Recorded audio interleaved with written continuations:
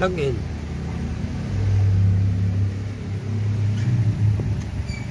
Sony.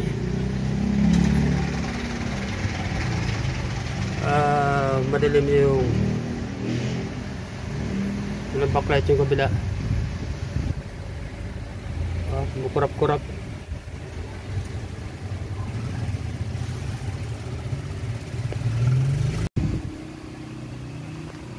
Ito pala guys yung likod nito ng TV.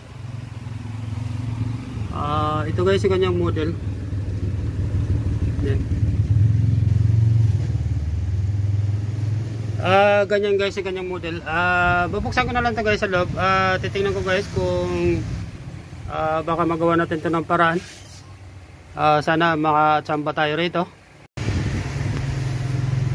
Dito na pala tayo guys. Ito pala guys yung laman nito ang TV. Ito yung kanyang motherboard. Dito guys, dito tayo guys mag-concentrate sa kanyang nandito kasi guys nakalagay yung adapter. Ito guys sa kanyang backlight driver. Pag ganun yung issue kasi guys, madilim yung kabila, automatic guys nasa backlight driver siya. Titingnan natin guys yung kanyang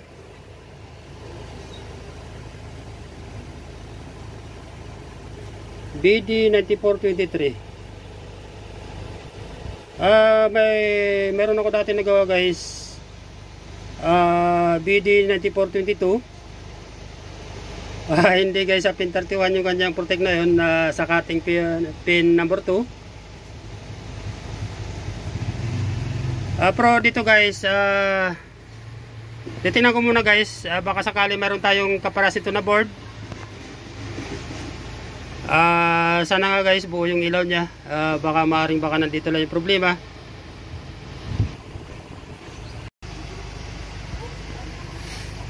Meron pala tayo dito guys kaparehas nito. Ayan. Isubok muna natin to, baka sakali tayo rito makatsamba.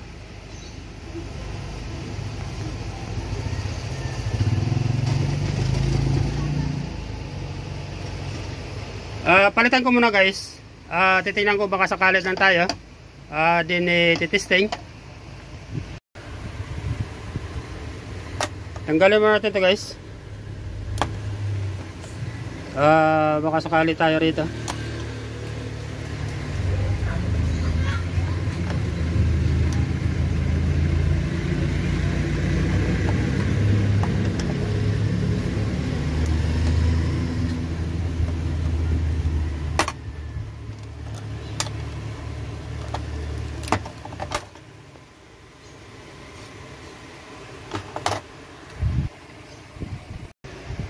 Plug in.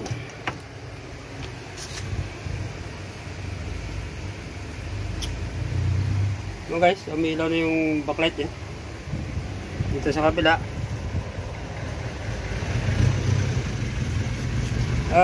Silipin natin ito guys sa screen niya. Naka videos